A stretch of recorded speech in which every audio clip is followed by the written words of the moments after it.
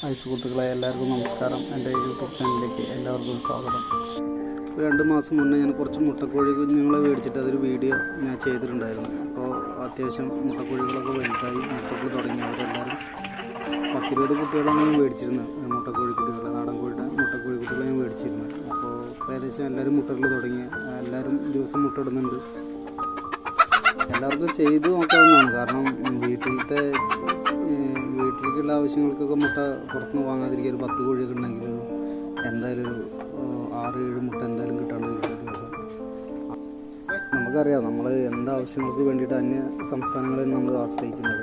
മുട്ടയ്ക്കാണെങ്കിലും പച്ചക്കറിക്കാണെങ്കിലും അല്ലെങ്കിൽ ഇറച്ചി കോഴിക്കാണെങ്കിലും എന്ത് ആവശ്യങ്ങൾക്കും നമ്മളിപ്പോൾ അന്യ സംസ്ഥാനങ്ങളെ ആശ്രയിച്ച് തുടങ്ങിയിട്ടുണ്ട്. കുറച്ചൊക്കെ മുന്നേ ഇത്ര ഇറച്ചി കോഴികളൊന്നും വ്യാപകമായിട്ടുണ്ടായിരുന്നില്ല നമ്മുടെ നാട്ടിൽ.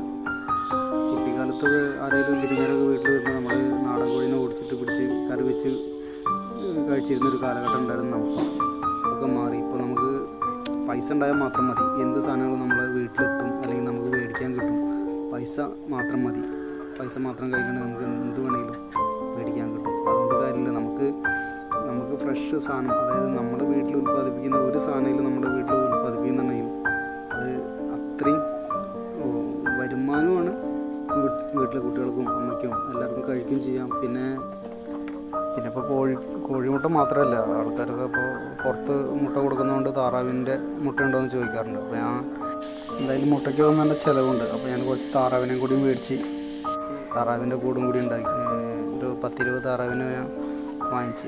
ഏകദേശം മുട്ടയിടാൻ തുടങ്ങിയ താറാവിനെ ഞാൻ വാങ്ങിയത്.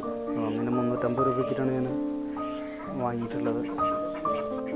എടപ്പാള് വൈദ്യുതിമൂലം എന്ന് പറഞ്ഞൊരു സ്ഥലമുണ്ട്. അവിടുന്നാണ് ഞാൻ താറാവും കുഞ്ഞുങ്ങളല്ല മുട്ടകൾ തുടങ്ങിയിട്ടുണ്ട്. അവിടെ മുട്ടകൾ തുടങ്ങിയിട്ടുണ്ട്.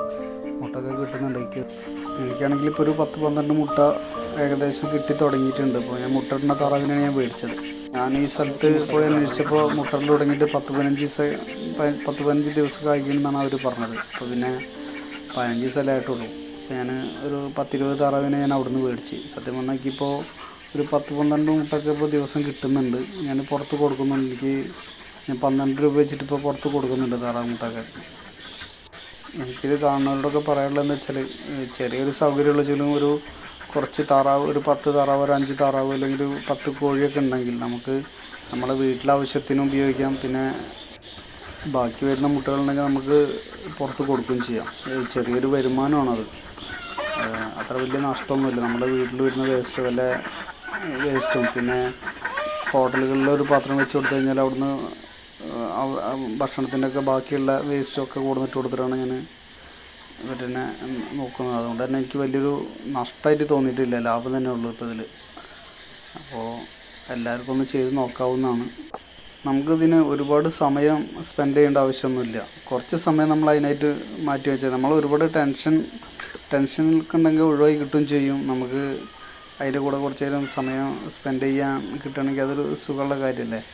അതിലുപരി ചെറിയൊരു വരുമാനം നമുക്ക് അതിൽ നിന്ന് കിട്ടുകയും ചെയ്യും.